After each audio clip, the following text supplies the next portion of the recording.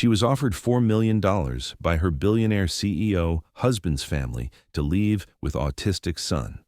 But what she did, $4 million. That's what they thought my son was worth. That's what they believed would make me disappear. Patricia Ashford leaned forward, her diamond bracelet catching the light as she slid the check across the marble table. Her voice was silk wrapped around steel. It's more than generous, Vivienne. Enough to give you and the boy a comfortable life. Therapy, special schools, whatever he needs. You'll never have to worry about money again. I stared at that check, at the zeros lined up like soldiers, at my mother-in-law's perfectly painted lips, at my brother-in-law Richard smirking like he'd already won, at Gerald Ashford, the patriarch himself, watching me like I was a stock he was about to short. The boy. They couldn't even say his name. My hands were shaking under the table where they couldn't see. 4 years of marriage, 4 years of trying to belong to a family that saw me as temporary. And now this, a transaction, a business deal to remove the inconvenient wife and the grandson who didn't fit their perfect image. I looked up, met Patricia's cold eyes. "Where is Damien?" Gerald's voice cut through the air like a gavel. "My son is where he needs to be. At the office, running the company, focused on what matters." What matters? Those 2 words told me everything I needed to know about what they thought of my son, of me, of the life we'd built. "Does he know you're doing this?" My voice came out steadier than I felt. Patricia's smile didn't reach her eyes. "Damien has always understood family responsibility. He married you in a moment of passion, dear. But passion fades. Reality remains." Reality. The reality was that 3 months ago, our son Kai had been diagnosed with autism spectrum disorder. The reality was that my brilliant, driven husband, who commanded boardrooms and closed billion-dollar deals, had slowly begun to disappear. Not physically. He still came home, still slept in our bed, but emotionally he'd built walls I couldn't climb. The reality was that I'd found him last week sitting in his car in our garage at 2 a.m, just staring at nothing. Richard leaned back in his chair, casual arrogance radiating from every pore. "Look, Vivienne, we're not the bad guys here.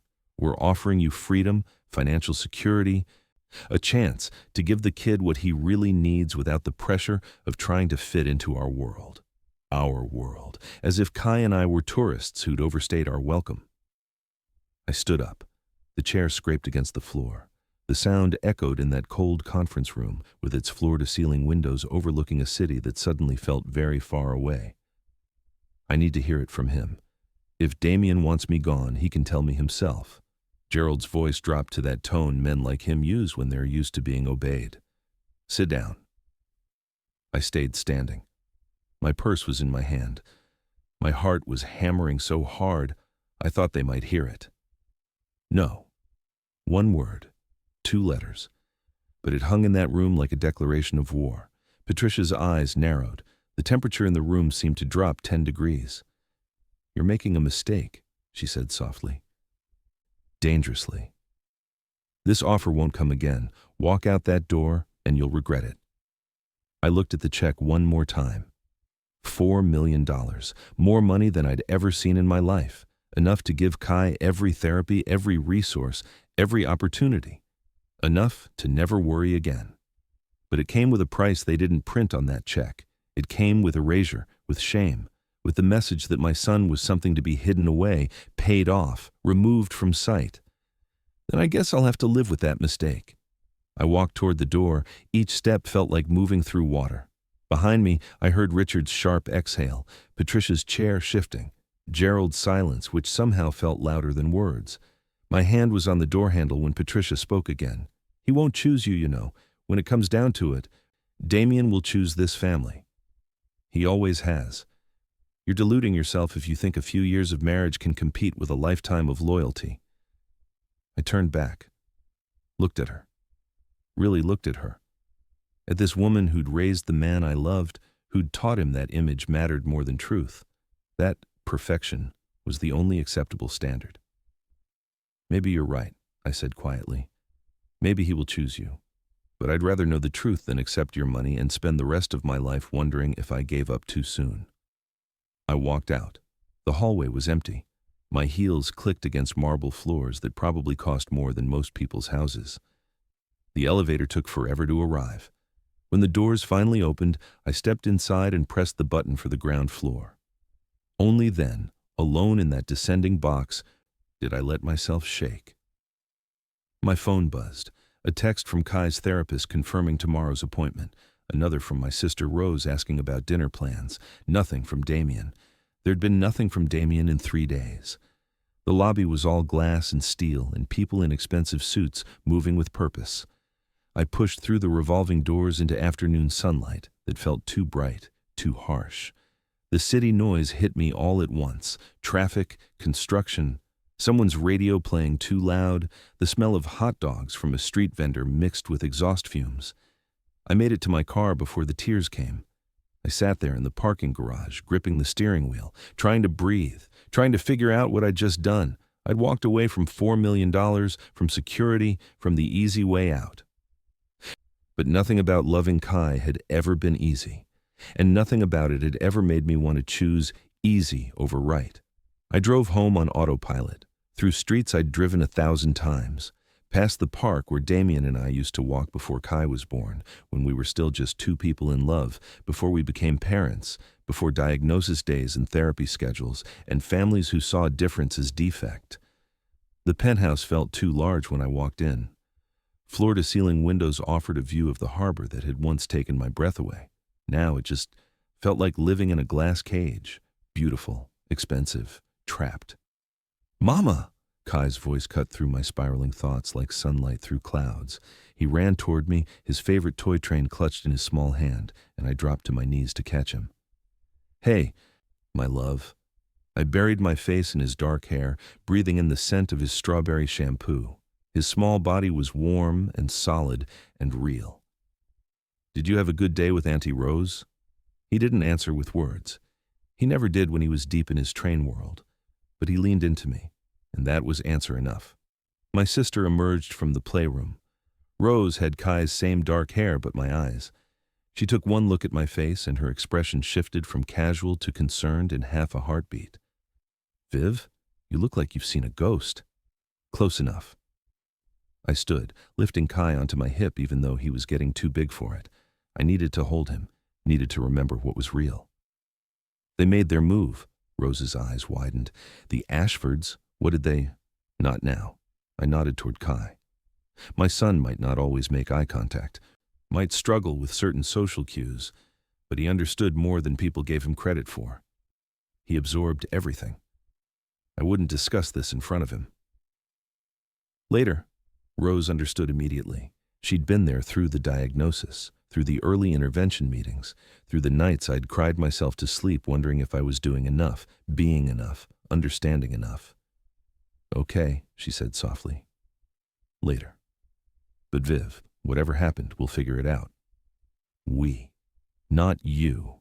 We." I wanted to cry again, but Kai was watching me with those dark eyes that saw more than people realized, so I smiled instead. "Want to show me what you built today, baby?" He wriggled down from my arms and ran back to the playroom. Rose and I followed. The floor was covered in train tracks arranged in precise patterns. Not random, never random with Kai. Everything had order, purpose, meaning. "He's been working on this for 2 hours, Rose said quietly. Hasn't wanted to stop for snacks or anything. Just trains." I knelt beside the tracks. Kai was already back in his world, moving engines along rails, making soft sounds that weren't quite words, but weren't quite not words either. His own language, his own logic. "It's beautiful, Kai," I said. He didn't look up, didn't acknowledge that he'd heard, but his hand reached out and touched mine for just a second before returning to his trains. That second was everything. Rose and I made dinner together while Kai played. We moved around each other in the kitchen with the ease of people who'd done this dance 100 times. She chopped vegetables, I stirred pasta. Neither of us talked about the elephant in the room until Kai was fed, bathed, and tucked into bed. His bedtime routine was sacred. The same story 3 times, the same lullaby, the same order of events because deviation meant distress, and I'd learned that consistency wasn't rigidity. It was safety. Good night, my brave boy, I whispered, kissing his forehead. Mama loves you more than all the trains in the world. He was already half asleep, his favorite blue blanket pulled up to his chin, his breathing evening out into the rhythm of dreams. I stood in his doorway for a long moment, just watching him. This perfect child who the Ashfords wanted to erase, this beautiful boy who they thought could be bought out of their lives. Rose was waiting in the kitchen with 2 glasses of wine. Okay, she said, sliding one across the counter to me. Tell me everything. So I did. I told her about the conference room. The check, Patricia's cold calculation, Gerald's commands, Richard's smirk, the words they'd used, the words they hadn't. $4 million, Rose breathed when I finished. Viv, that's blood money. The words came out sharp, hard. That's what it is. They want to erase us, erase Kai, like he's a mistake that can be corrected with enough zeros on a check. Rose was quiet for a moment, swirling wine in her glass. What are you going to do? I don't know. I stared into my own glass, watching light refract through dark liquid. I need to talk to Damien, really talk to him, not just pass each other like ghosts in this apartment. And if he agrees with them, Rose's voice was gentle, but the question cut deep. If he wants you to take the money and go, I'd asked myself that question 100 times in the car. 100 times since walking out of that conference room. The answer terrified me. Then I'll know where I stand, I said finally, and I'll figure out what comes next. But I need to hear it from him. I need to look him in the eye and know if the man I married is still in there somewhere, or if his family finally succeeded in turning him into one of them. Rose reached across the counter and took my hand. You're the strongest person I know. I don't feel strong. I feel terrified. That's what makes you strong. You're terrified and you're still fighting.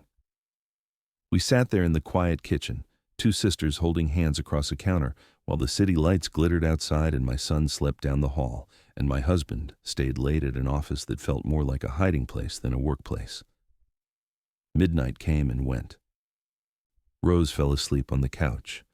I sat in the darkened living room, waiting. I heard his key in the lock at 12:17. I'd been watching the clock, counting minutes, wondering if he'd come home at all. The door opened. His briefcase hit the floor with a soft thud.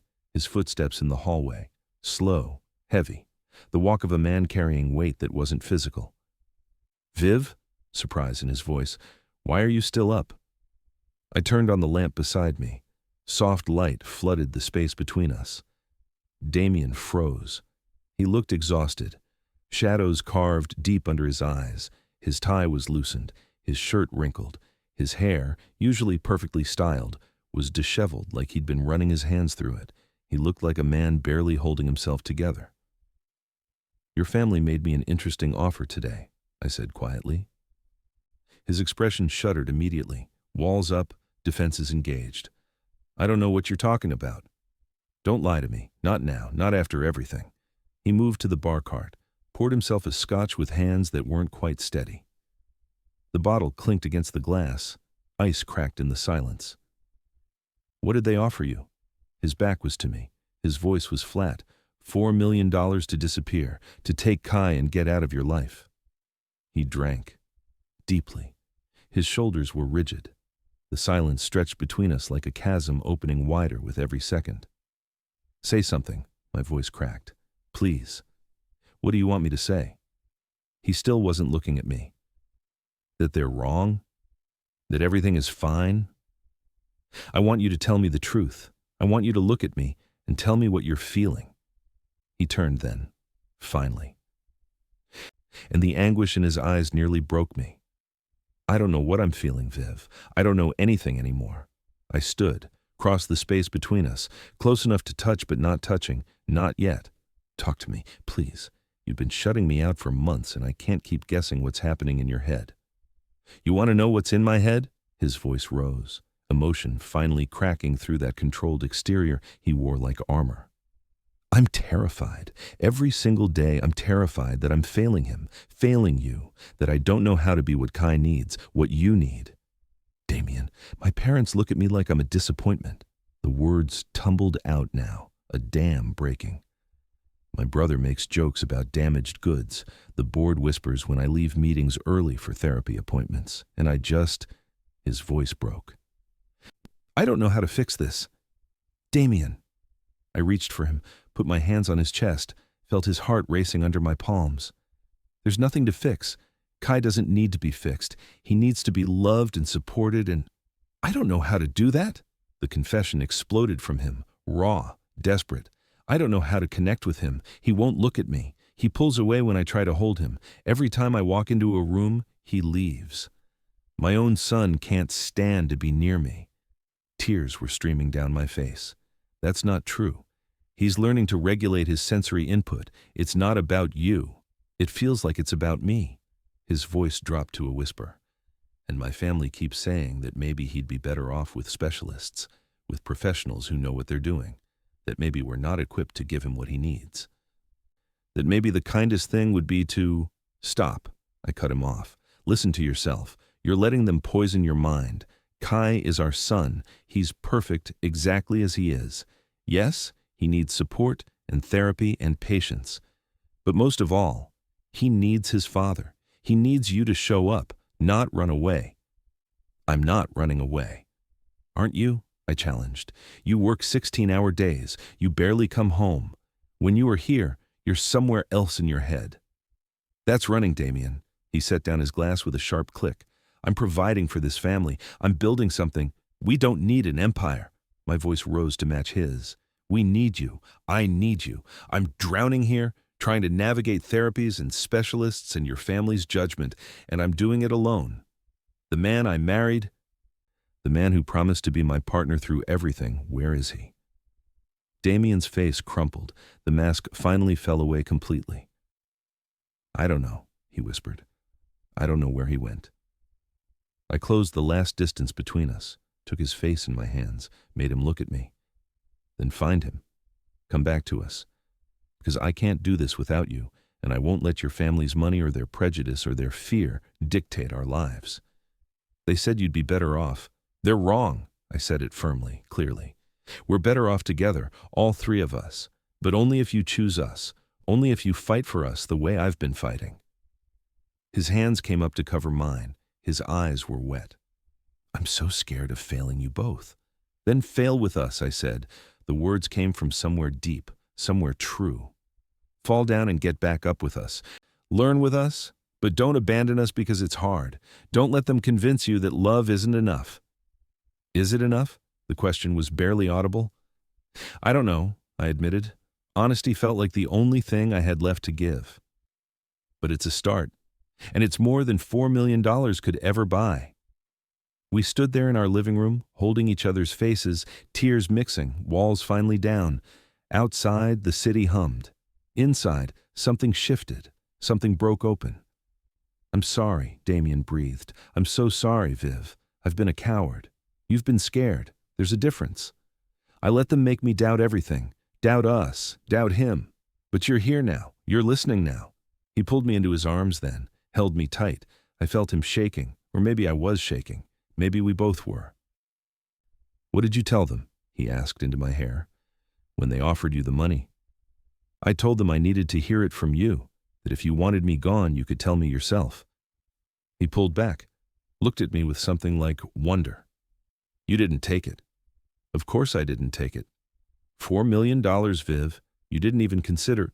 There was nothing to consider. I said it simply. No amount of money is worth losing my family, worth teaching Kai that he's something to be ashamed of, worth giving up on you. Damien's eyes filled with fresh tears.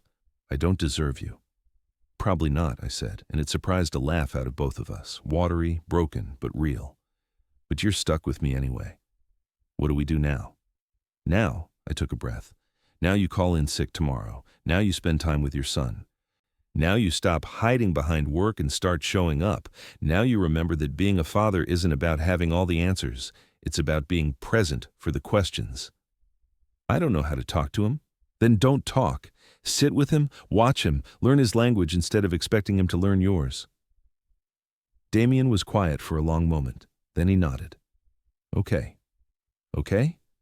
Okay, I'll call in sick. I'll sit with him. I'll try. That's all I'm asking. Just try. We stood there a while longer. Eventually, Rose stirred on the couch, mumbled something about going home, and I walked her to the door with whispered thanks and promises to call tomorrow. When I came back, Damien was standing at Kai's bedroom door, looking in at our sleeping son. "He looks so peaceful," Damien said softly. "He is peaceful. When the world isn't too loud or too bright or too much. How do I learn that? How do I know what's too much? You watch, you listen, you pay attention to his cues, and you ask. I'll teach you. His therapists will teach you. But mostly, Kai will teach you if you let him." Damien reached for my hand, laced our fingers together. "I'm sorry I made you fight alone. You're here now. That's what matters." We went to bed that night and actually slept in the same space, not just the same bed. His arm around me, my head on his chest, the sound of his heartbeat steady and real. Morning came too early and too bright, but when the alarm went off, Damien didn't reach for his phone to check emails. He didn't jump in the shower and rush to the office. He rolled over and looked at me. "I'm scared," he admitted. "I know, me too. Every day. How do you do it? How do you not let the fear win?" "I love him more than I'm afraid. That's all. I just love him more." Damien nodded slowly. Then he got up, got dressed in casual clothes instead of a suit, and made the call to his assistant. "I won't be in today. Cancel everything. No, I'm not sick. I'm taking a personal day. Yes, I know about the meeting. Reschedule it. Thank you." He hung up and looked at me like he'd just jumped off a cliff. I did it. You did it. Kai woke up at 7:30, like clockwork. His internal schedule was more reliable than any alarm. I heard him moving in his room, the soft sounds of trains being arranged. "Come on," I said to Damien. "Let's go say good morning." We walked down the hall together, opened Kai's door. Our son was on the floor in his pajamas, already deep in his train world. He didn't look up when we entered, didn't acknowledge our presence. "Good morning, Kai," I said softly. "Daddy's home today. He's going to spend the day with us." No response, just the quiet click of trains on tracks. Damien looked at me, uncertainty written all over his face. "Sit down," I whispered, "on the floor, not too close, just sit and watch." He did, lowered himself to the floor a few feet from Kai. I sat beside him. We watched our son play, watched him line up trains in precise rows, watched him move them along invisible routes that made perfect sense to him, watched him exist in his world without trying to pull him into ours. 10 minutes passed, 15, 20. Then Kai reached for a train that had rolled near Damien's leg. His small hand brushed his father's knee. He paused, looked at the train, looked at his father's leg. Then, carefully, deliberately, picked up the train and added it to his line. It was the smallest gesture, the tiniest acknowledgement, but Damien's breath caught. "He touched me," he whispered. "He did. He didn't pull away. No, he didn't." We sat there for another hour, just sitting, just being, just learning the rhythm of Kai's world, and when Kai finally looked up, not at Damien's face but at his hands, and held out a train, Damien took it with trembling fingers. "Thank you, Kai," he said softly. Kai didn't respond with words, but he smiled, small, brief, real, and Damien's eyes filled with tears. He smiled at me. He did. I made him smile. You showed up. That's all he needed. For you to show up. We had breakfast together, the three of us. Kai ate his usual foods in his usual order. Damien watched everything. Asked quiet questions, learned. Why does he eat the toast before the eggs?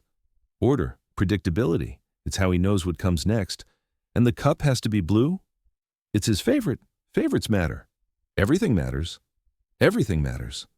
That afternoon, while Kai napped, Damien and I sat on the couch and I showed him the therapy notes, the progress reports, the strategies that worked and the ones that didn't.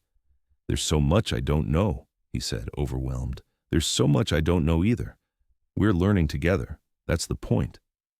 "Your family," he said suddenly. "They've been helping this whole time. Rose has been a lifesaver. And mine offered you money to leave." The bitterness in his voice was sharp. "Yes. I need to talk to them. Are you sure?" I'm sure they don't get to do this. They don't get to try to buy you off and poison my mind and make me doubt my own son. I need to set boundaries, real ones. That's going to be hard. Harder than losing you? Harder than failing Kai? No. Then it's worth it. That evening, Damien made calls. First to his father, then his mother, then Richard. We need to meet, all of you, tomorrow, at our place. No, not the office, our home. This is family business and it happens on my terms now.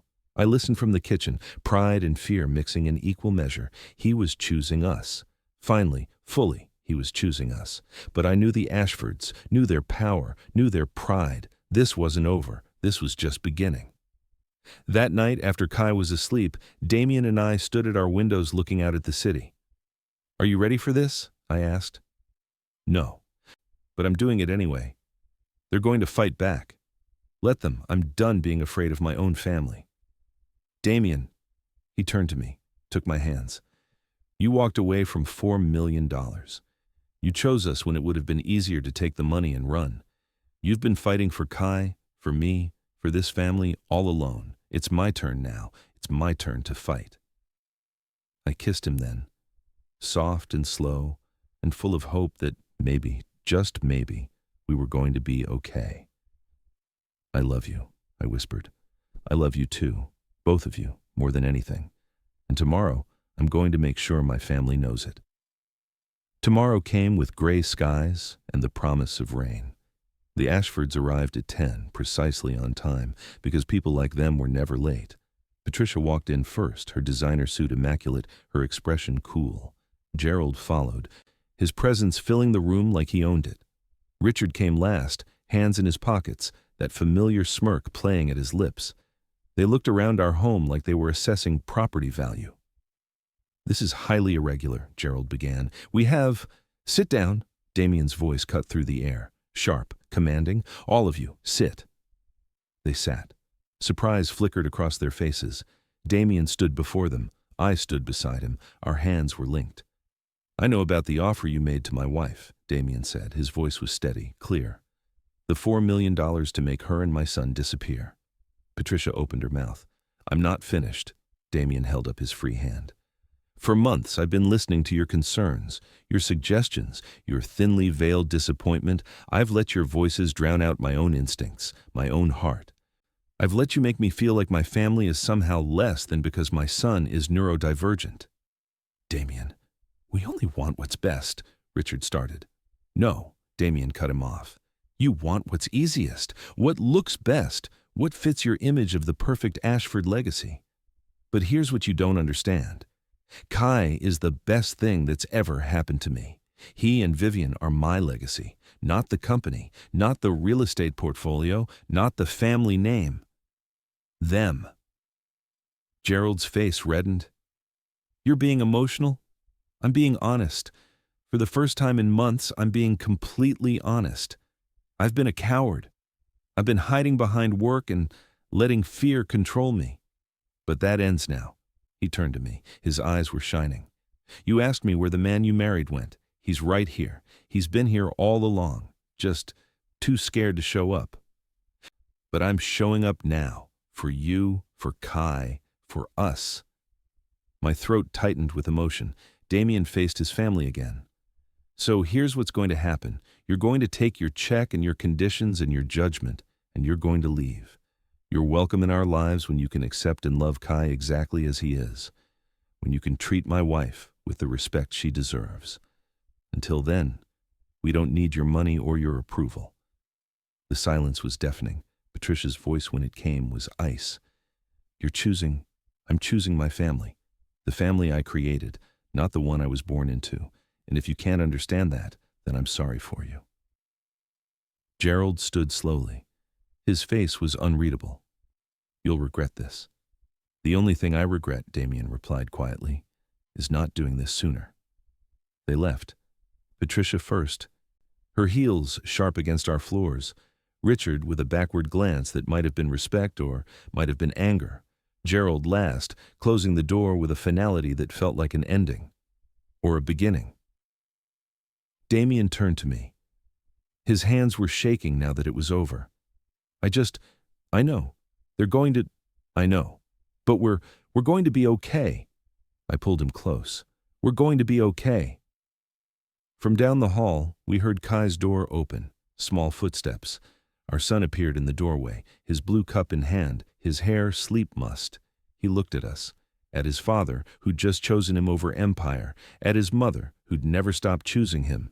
And he walked over, climbed up on the couch between us, leaned his head against Damien's arm.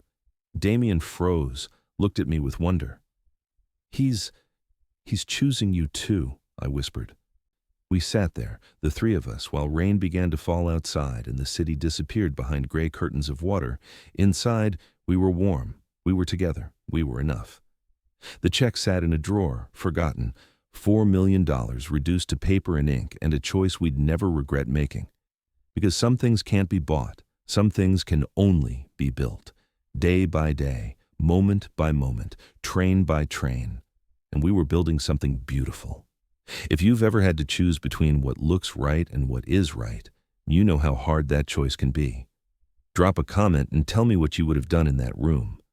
And if you want to see what happens next, if you want to know whether this family survives the fallout, whether love really is enough, then stay with me. Hit that like button, subscribe. Because part 2 of this story is going to show you what happens when you choose love over money, when you fight for family over image, when you show up even when it's terrifying. The real test is just beginning. And trust me, you don't want to miss what comes next. The weeks that followed were harder than Damien had anticipated. Choosing his family had felt right in that moment, standing in their living room with Kai leaning against him and Vivienne's hand in his. But the consequences came fast and sharp. The first blow landed 3 days later. Gerald called an emergency board meeting. Damien wasn't invited. When he showed up anyway, his father's assistant stopped him at the door. "I'm sorry, Mr. Chen, this is a closed session." "I'm the CEO," Damien said, his voice dangerously quiet. "Your father felt it would be best if you sat this one out, given recent personal circumstances." Personal circumstances. Code for choosing his autistic son over company optics. Damien called Vivienne from his car. "They're shutting me out." "Come home," she said simply. "Kai's therapist is here. You should be part of this session." He drove home instead of fighting his way into that boardroom. And when he walked into their apartment and saw Kai working with his occupational therapist, building towers and knocking them down, learning cause and effect through play, something in his chest loosened. This mattered more. This mattered most. The therapist, a woman named Lauren with kind eyes and endless patience, smiled at him. "You must be Dad. Kai's been doing great today. Want to join us?" Damien sat on the floor, watched, learned. Asked questions. Why does he line them up before knocking them down? Preparation, control. He's learning that he can create order and also create change. Both are important.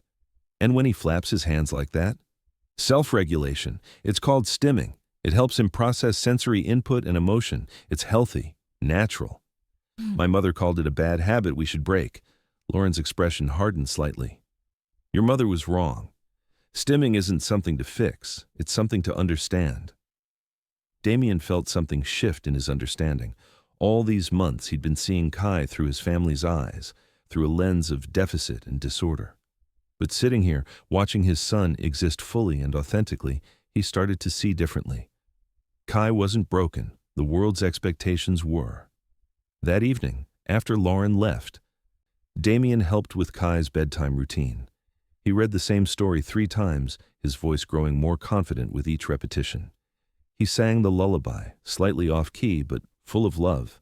And when Kai's eyes finally closed, Damien sat beside his bed for a long time, just watching him breathe. "You're getting good at this," Vivienne said from the doorway. "I'm trying." "I know. He knows too."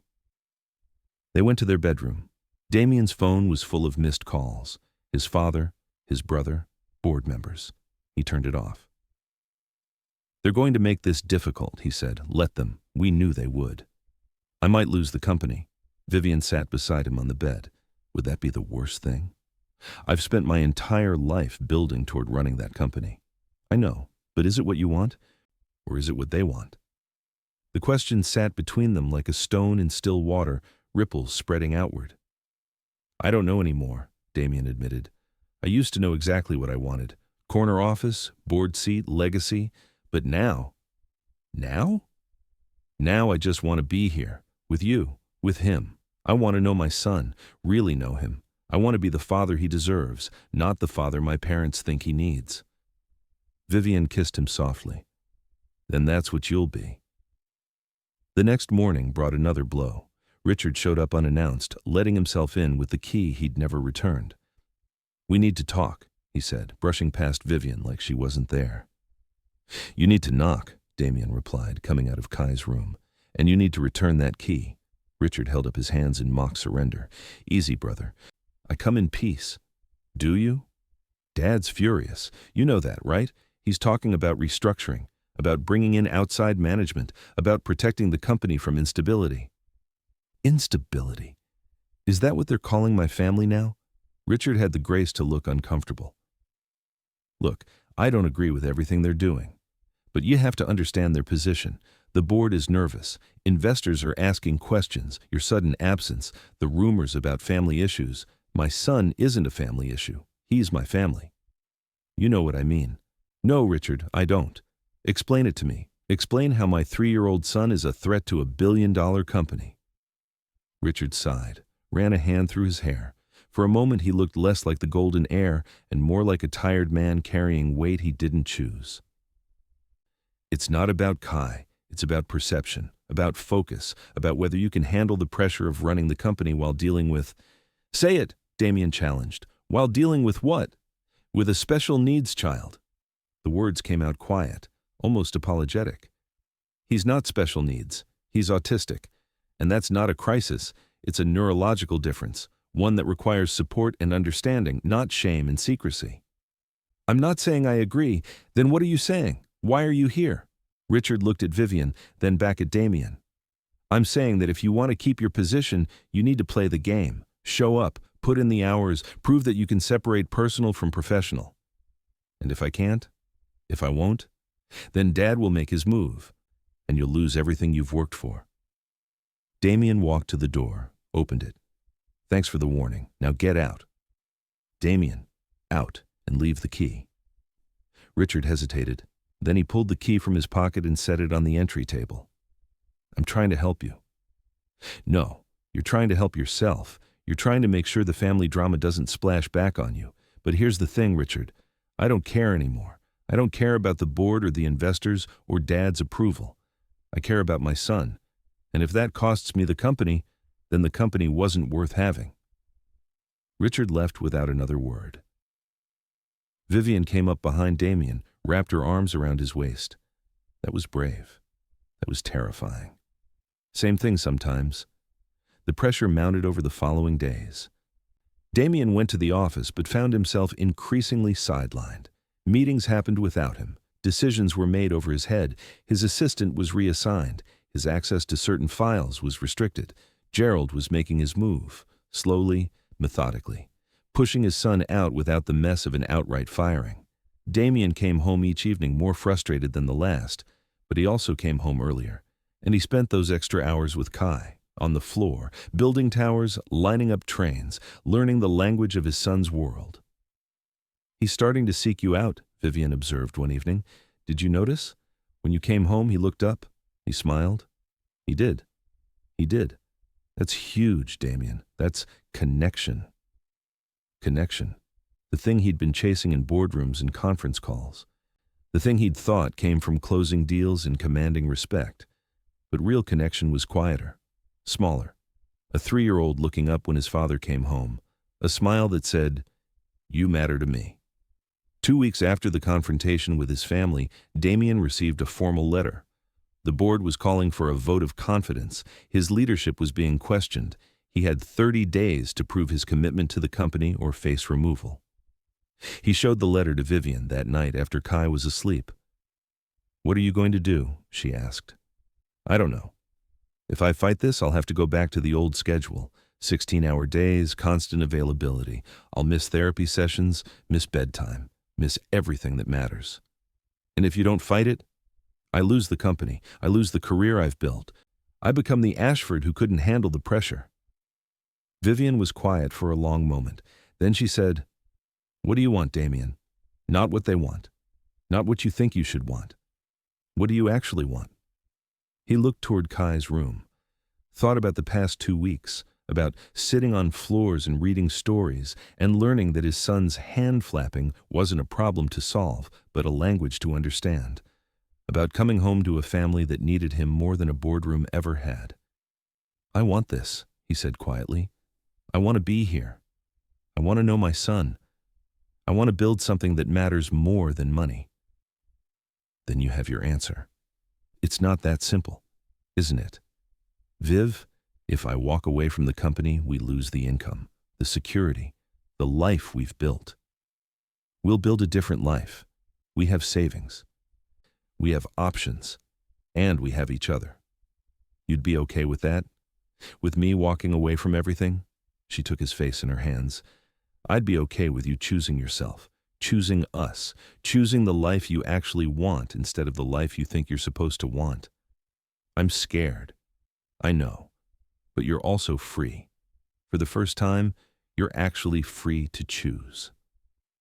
Damien spent the next week thinking, watching, paying attention to what made him feel alive versus what made him feel obligated. The answer became clearer each day. He felt alive on the floor with Kai, at the park watching his son discover leaves and textures, in therapy sessions learning new strategies, at bedtime reading stories, in the quiet moments when Kai reached for his hand or leaned against his shoulder.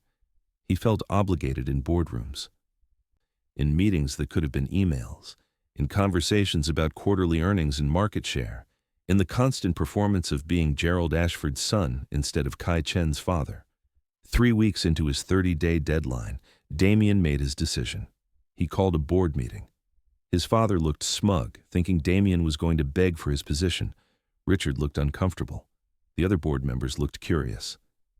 Damien stood at the head of the table, the same table where he'd closed his first major deal, where he'd been groomed to take over the family empire, where he'd spent countless hours proving himself worthy of a legacy he no longer wanted. "Thank you all for coming," he began. "I know there's been concern about my leadership, about my commitment, about whether I can handle the demands of this position." Gerald leaned back in his chair. "We're listening." "Good. Because I want to make this easy for everyone." Damien pulled an envelope from his jacket. "This is my resignation, effective immediately." The room erupted.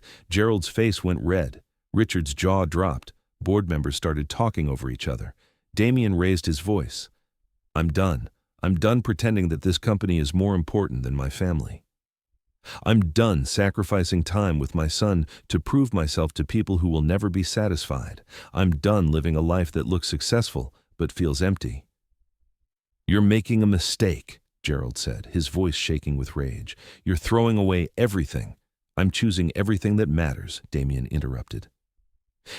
"You offered my wife $4 million to disappear. You've spent months trying to convince me that my son is a problem to be managed rather than a person to be loved. You've made it clear that image matters more than truth. Well, I'm done with your image. I'm done with your version of success." He placed the envelope on the table. "Richard can have the company, or you can bring in outside management. I don't care. I'm out." He walked toward the door. "If you leave now, you're cut off," Gerald called after him. "No more trust fund, no more family money, no more safety net." Damien turned back. "Good. I don't want your money. I don't want anything that comes with conditions and judgment. I want my family. And that's worth more than everything in this building combined." He left. Walked out of the Ashford building for the last time as an employee, as an heir, as someone trying to earn love through achievement. He walked out as himself, just Damien, Kai's father, Vivienne's husband, a man choosing love over legacy. His phone rang before he reached his car. "Vivienne." "I did it," he said. "I quit." "How do you feel?" He took a breath, looked up at the building that had defined his life for so long, felt the weight lifting from his shoulders. "Free," he said, "terrified and free." "Come home. Kai's been asking for you." "Or, he has?" "He keeps bringing me your shoes. I think he wants you here." Damien's eyes filled with tears. "I'm on my way." He drove home through midday traffic, parked in their garage, took the elevator up to their floor, opened the door to his apartment. Kai was in the living room. When he heard the door, he looked up, saw his father, and ran toward him, not away. Damien dropped to his knees and caught his son, held him close, breathed in strawberry shampoo and the scent of home. "Hi, buddy," he whispered. "Daddy's home." Kai didn't say anything, but he wrapped his small arms around Damien's neck and held on. Vivienne watched from the kitchen, tears streaming down her face. "He's been waiting for you," she said. "He knew you were coming home." That night, after Kai was asleep, Damien and Vivienne sat on their couch and talked about the future, about what came next, about how they'd manage financially, about what Damien wanted to do with his life now that he wasn't running a company. "I've been thinking," Damien said, "about all the resources we had to search for. All the therapists and specialists and support groups, all the information that was scattered and hard to find. What if there was a better way?" "What do you mean?" "What if I started something? A foundation or a resource center, something that helps families navigate autism support, that connects them with therapists and provides information and creates community?" Vivienne's eyes lit up. "That's brilliant. I don't know anything about running a nonprofit. You know about running organizations. You know about building systems. And now you know about being a parent to an autistic child. That's everything you need. It wouldn't make much money, not like the company. But it would make a difference. And isn't that worth more?" Damien pulled her close. "When did you get so wise?" "I've always been wise. You were just too busy to notice." He laughed, really laughed. For the first time in months, the next few weeks were a whirlwind. Damien filed paperwork for a nonprofit, reached out to therapists and specialists he'd met through Kai's care, started building a website and resource database, connected with other parents and support groups. The work was hard. The pay was non-existent. But he came home energized instead of exhausted, excited instead of obligated, present instead of distant. Kai noticed, started seeking his father out more, started including him in play, started showing him things, sharing his world in small but significant ways. One morning, 6 weeks after Damien's resignation, Kai spoke. They were building towers together. Damien handed Kai a block, and Kai looked at him and said, clear as day, "Dada." Damien froze. "Did he just—" "He did," Vivienne breathed from the doorway. "He said dada." "Dada," Kai repeated, smiling. Then he went back to his blocks like he hadn't just rearranged his father's entire universe. Damien couldn't speak, couldn't move, could only stare at his son with tears streaming down his face. "He called me Dada." "He did. He knows who I am. He's always known who you are. Now he has a word for it." Damien pulled Kai into his arms, held him close, whispered thank you into his hair over and over. That afternoon, his phone rang. Unknown number. He almost didn't answer, but something made him pick up. "Hello?" "Damien, it's your mother." He tensed. "Patricia. I was wondering if we could talk, if I could come by." "Why?" "Because I've been thinking about what you said, about what I did, and I'd like to try to understand." Damien looked at Vivienne. She nodded. "Okay," he said carefully. "You can come by, but there are rules." "Rules?" "You don't get to criticize. You don't get to suggest fixes or cures or interventions. You don't get to treat Kai like a problem. If you can't accept him as he is, then this conversation ends before it starts." Silence on the other end. Then, quietly, "I understand. Tomorrow, 2 o'clock. And Patricia, if you bring a check or an offer or anything that even smells like a transaction, you leave immediately. No checks, I promise. Just me." She hung up. "Do you think she means it?" Vivienne asked. "I don't know, but I'm willing to find out." Patricia arrived the next day at exactly 2 o'clock. She wore slacks and a simple blouse instead of her usual designer armor. Her hair was less severe, her makeup softer. She looked, for the first time Damien could remember, uncertain. "Thank you for seeing me," she said at the door. Damien let her in. Vivienne stood in the living room, arms crossed, protective. "Vivienne," Patricia said, "I owe you an apology. You owe me several." "You're right, I do." Patricia took a breath. "I was wrong About the money, about trying to make you leave, about treating your son like he was something to be ashamed of. I was wrong about all of it. Why the change of heart? Vivienne asked, her voice hard.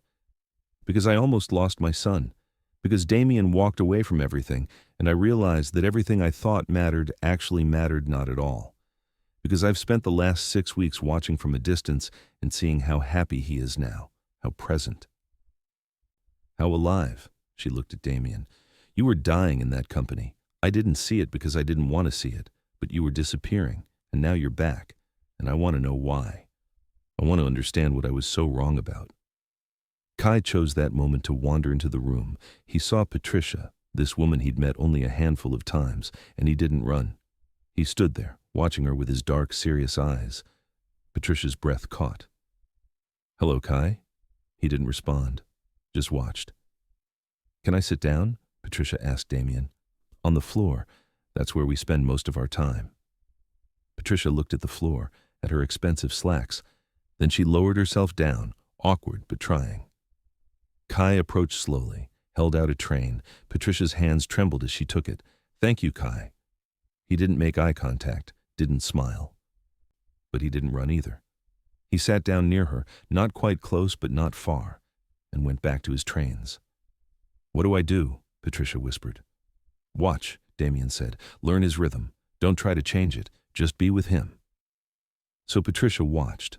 For 20 minutes she sat on the floor and watched her grandson line up trains, knock them down, line them up again. She didn't try to redirect, didn't suggest other games, didn't comment on his stimming or his lack of eye contact.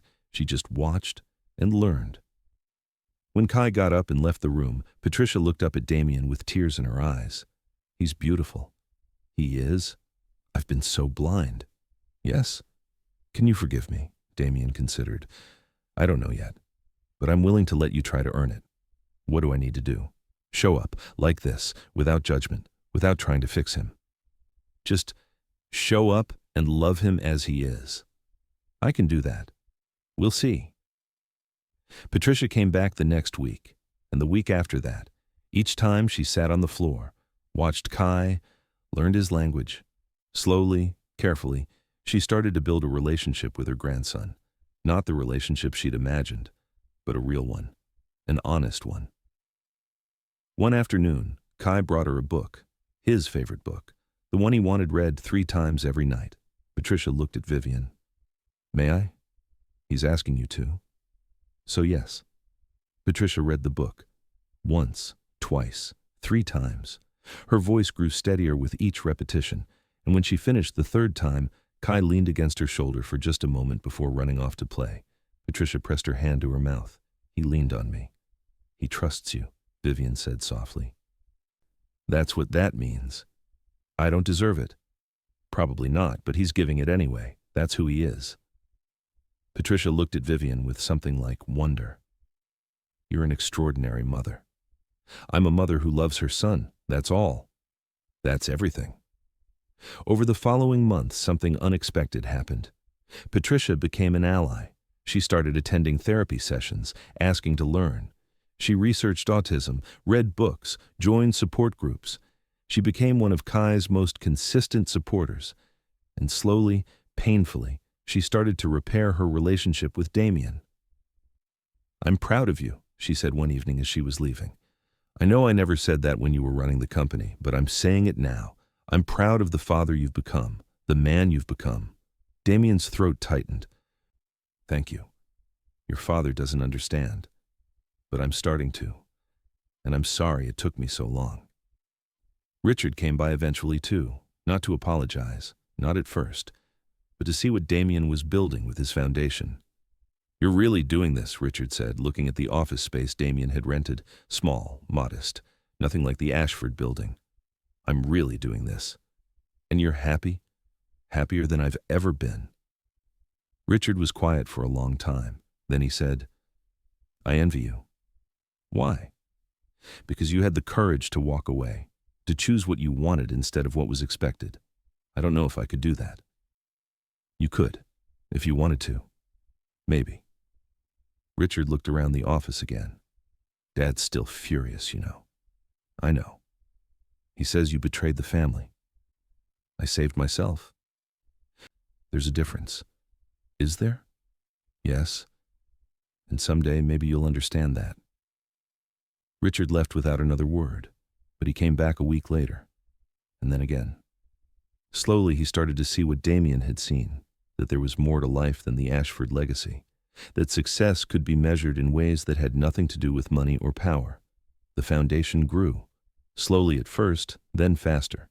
Families reached out, desperate for support and information. Damien connected them with resources, built community, created the network he wished had existed when Kai was first diagnosed. Vivienne watched him come alive in ways she'd never seen. This was his calling, not boardrooms, not real estate deals. This, helping families, making a difference, building something that mattered. 1 year after walking away from the company, Damien hosted the foundation's first fundraiser. It was small, modest, held in a community center instead of a ballroom. But it was full of families who'd been helped, therapists who'd partnered with them, supporters who believed in the mission. Patricia came. She'd donated significantly, quietly, without fanfare. She sat at a table with Vivienne and Rose, watching Damien speak about why this work mattered. "My son taught me that different isn't less," Damien said from the small stage. "He taught me that love means meeting people where they are, not where we want them to be. He taught me that the most important legacy isn't what we build in boardrooms, it's what we build in hearts." The room applauded. Kai, sitting on Vivienne's lap, covered his ears against the noise but smiled. He was proud of his Dada, even if the clapping was too loud. After the event, after everyone had left, Damien and Vivienne stood in the empty community center. "You did it," she said. "You built something beautiful." "We did it. I couldn't have done any of this without you. Remember when they offered me $4 million to leave? How could I forget? Do you ever wonder what would have happened if I'd taken it?" Damien pulled her close. "No, because you didn't. You chose us. You chose love, and that choice saved my life. We saved each other. That's what family does." They went home to their apartment, to Kai, who was already asleep in the car, exhausted from the excitement. Damien carried him inside, tucked him into bed, kissed his forehead. "Good night, buddy. I love you." "Love, Dada," Kai mumbled, half asleep. Damien's heart squeezed. Every time Kai said those words, it felt like a miracle. In their bedroom, Vivienne opened a drawer, pulled out pieces of paper, the torn check. She'd kept it, a reminder of the choice they'd made. "Should we throw this away?" she asked. Damien looked at the torn pieces. $4 million, a life they'd rejected, a path they'd refused to take. "No," he said. "Keep it, as a reminder." "Of what?" "Of what we're worth, of what we chose, of the fact that some things can't be bought." She put the pieces back in the drawer, closed it. They got ready for bed in comfortable silence, brushed teeth, changed clothes, climbed under covers that had seen them through crisis and healing, through breaking and rebuilding. "Do you have any regrets?" Vivienne asked in the darkness. "Not a single one. You?" "Only that it took so long, that we wasted so much time trying to fit into their world instead of building our own. We're building it now. We are." Outside, the city lights glittered. Inside, a family slept, imperfect, healing, whole. The next morning, Damien woke to small hands on his face. He opened his eyes to find Kai standing beside the bed, his blue cup in hand. "Dada, up." 2 words, a request, a connection. "Okay, buddy, Dada's up." They went to the kitchen together. Damien made breakfast while Kai arranged his trains on the floor.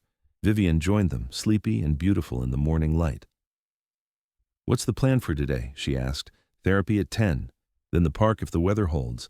Then I have a meeting with a potential donor at 2. "Sounds perfect." "It is perfect. This, right here. This is everything."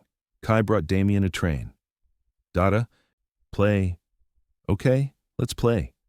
He sat on the floor. Vivienne joined them. The 3 of them built train tracks and towers and made up stories, laughed when Kai knocked everything down and started over.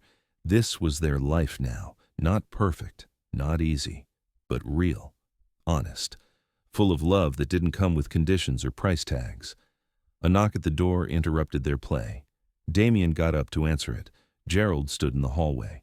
Damien's first instinct was to close the door, but something in his father's face stopped him. Gerald looked older, tired, uncertain. "Can I come in?" Gerald asked. "Why?" "Because I've been wrong, and I'd like a chance to make it right." Damien studied his father, looked for manipulation, for calculation. But all he saw was a man who'd lost his son and was finally realizing what that cost. "No checks," Damien said. "No conditions, no judgment." "No checks, I promise." Damien stepped aside, let his father in. Gerald walked into the living room, saw Vivienne on the floor, saw Kai with his trains, saw the life his son had built without him. "Hello, Vivienne," Gerald said stiffly. "Gerald. And this is Kai. This is Kai." Gerald looked at his grandson, really looked at him, at the way he moved, the way he played, the way he existed fully and authentically in his own world. "He looks like you," Gerald said to Damien, "when you were small." "Does he?" "Yes. You used to line up your toy cars just like that, for hours. Your mother worried, but I always thought it showed focus, determination." "You never told me that." I should have. I should have told you a lot of things." Kai looked up then, saw this stranger in his space, didn't run, just watched. "Hello, Kai," Gerald said softly. "I'm your grandfather." Kai didn't respond, went back to his trains. "What do I do?" Gerald asked Damien. "Sit down, on the floor, and just be with him." Gerald looked at the floor, at his expensive suit. Then he lowered himself down, awkward and uncertain. Kai watched him, picked up a train, held it out. Gerald's hands shook as he took it. "Thank you." Kai smiled, small, brief, then went back to his play. Gerald looked at Damien with tears in his eyes. "He smiled at me. He did. I don't deserve it. Probably not, but he's giving it anyway." They sat there together, 4 generations of family, broken and rebuilding, learning that love wasn't about perfection. It was about showing up, about trying, about choosing connection over image. Patricia arrived an hour later. Stopped short when she saw Gerald on the floor. "Gerald?" "Patricia, I'm learning about trains." She smiled, sat down beside him. "They're very important. You have to line them up in the right order." "I'm starting to understand that." Damien and Vivienne watched from the couch, watched Gerald and Patricia sit with their grandson, watched Kai include them in his world, one train at a time. "Did you ever think we'd get here?" Vivienne whispered. "No, but I'm glad we did." "Me too." That evening, after Gerald and Patricia left, after Kai was asleep, Damien and Vivienne stood at their windows looking out at the city. "Your father came back," Vivienne said. "He did." "Do you think he'll stay?" "I don't know, but I'm willing to give him a chance, the same chance you gave me." "You never needed a chance. You just needed to find your way back." "We all need chances. We all need grace, even people who don't deserve it. Especially people who don't deserve it." Damien turned to her, took her hands. "Thank you." "For what?" "For not taking the money, for fighting for us, for believing in me even when I didn't believe in myself, for showing me what real strength looks like. You would have done the same for me." "I hope so. But you did it first. You showed me the way." She kissed him, soft and slow and full of promise. We showed each other. That's what partners do. 6 months later, the foundation had grown beyond Damien's wildest expectations. They'd helped over 200 families, connected countless children with therapists, built a community of support and understanding. Damien was invited to speak at a conference, to share his story, to talk about what he'd learned. He stood on a stage in front of hundreds of people and told them about the check, about the choice, about walking away from everything to choose love. "They offered my wife $4 million, he said. "They thought that was enough to make us disappear, to make our son disappear. But here's what they didn't understand. You can't put a price on love. You can't buy your way out of showing up. You can't pay someone to do the hard, beautiful work of being present." The audience was silent, listening. "My son is autistic. He doesn't communicate the way most people do. He doesn't show affection the way I was taught to expect. But he loves deeply, fully, authentically. And he's taught me more about what matters than any boardroom ever did. I walked away from a billion-dollar company, from a legacy, from everything I thought defined success. And I've never been richer, because I have a son who calls me Dada, A wife who fought for us when I was too scared to fight for myself. A family that's real and messy and beautiful. So if you're facing a choice between what looks right and what is right, choose what's right. Choose love. Choose showing up. Choose the hard, beautiful work of being present. Because that's where real legacy lives. Not in buildings or bank accounts, but in hearts, in connections, in the small moments that add up to a life well lived. The applause was thunderous. People stood. Damien looked out at the crowd and saw families, saw parents holding hands, saw hope. Vivienne was in the front row, Kai on her lap. She was crying, smiling, proud. Kai saw his father on stage and waved, a big, enthusiastic wave. Damien waved back, his heart so full it hurt. After the speech, people lined up to talk to him, to share their stories, to thank him for his honesty. One woman, tears streaming down her face, said, "My family wants me to institutionalize my daughter. They say she's too much, too difficult. But hearing your story, I know I can fight for her. I know I can choose her." "Choose her," Damien said firmly. "Every time. Choose her." Another man, older, said, "I walked away from my autistic grandson because I didn't know how to connect with him, but I want to try. Is it too late?" "It's never too late. Just show up, that's all. Just show up." Story after story, heart after heart, lives changed by the simple message that love is worth more than money, that showing up is worth more than image, that different isn't less. That night, back in their hotel room, Kai asleep between them, Damien and Vivienne talked about the future. "We're making a difference," Vivienne said. "We are. Your father called today. He wants to donate to the foundation, a significant amount." "What did you tell him?" "I told him I'd talk to you, that it was your decision."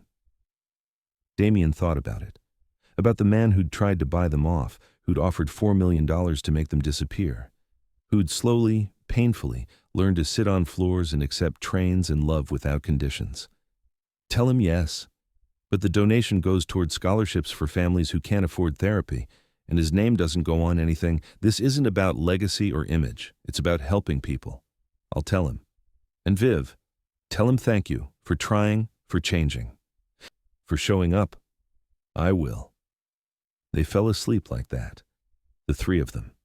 A family that had been tested and had chosen each other again and again, in big ways and small ways, in moments of crisis and moments of quiet. 1 year became 2. 2 became 3.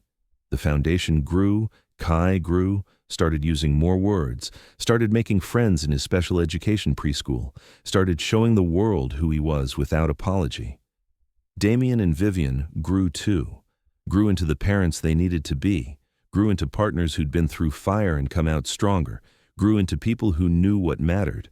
Gerald and Patricia became regular fixtures in Kai's life, learned his language, celebrated his victories, supported his challenges, became the grandparents he deserved. Richard eventually left the company too, started his own venture. Something smaller, more meaningful. He and Damien rebuilt their relationship, not as competitors, but as brothers. And through it all, that torn check stayed in the drawer, a reminder of the choice that changed everything. On Kai's 5th birthday, they had a party. Small, intimate, just family and close friends.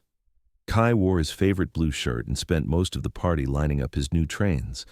But he also blew out his candles, said thank you when he opened presents, hugged his grandmother when she gave him a special train he'd been wanting. Damien watched his son, watched his family, watched the life they'd built from the ashes of the one they'd left behind. Vivienne came up beside him, slipped her hand into his. "Happy?" she asked, beyond measure. "Any regrets?" "Not a single one." She leaned her head on his shoulder.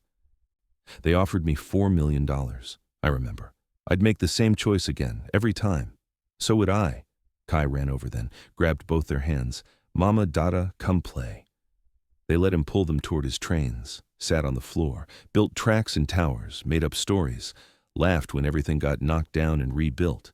This was their life, not the one they'd planned, not the one anyone expected, but the one they'd chosen, the one they'd fought for, the one they'd built together, and it was worth more than all the money in the world. Patricia took a photo of them, The three of them on the floor, surrounded by trains, laughing. She sent it to Damien later with a message. "This is what legacy looks like. Thank you for teaching me." Damien showed the photo to Vivienne that night. "We did it," he said. "We actually did it. We did. We chose love, and love chose us back." They went to bed that night in their apartment overlooking the city. The same apartment where they'd faced the hardest choice of their lives, where they'd almost lost everything, where they'd found everything that mattered. In the drawer, the torn check remained. $4 million reduced to paper and ink, and a reminder that some things can't be bought. Some things can only be built, day by day, moment by moment, train by train, choice by choice. And they'd built something beautiful. Outside, the city lights glittered against the dark sky. Inside, a family slept, imperfect, real, whole. A father who'd learned that showing up mattered more than success. A mother who'd never stopped fighting. A son who'd taught them both what love really means. And a choice, made years ago in a cold conference room, that had changed everything. They'd been offered $4 million to disappear. They'd chosen to stay. And in staying, they'd found everything worth having. Love, connection, purpose, family. Not the family they were born into, but the family they'd chosen, the family they'd fought for, the family they'd built with their own hands and hearts. And that was worth more than all the money in the world.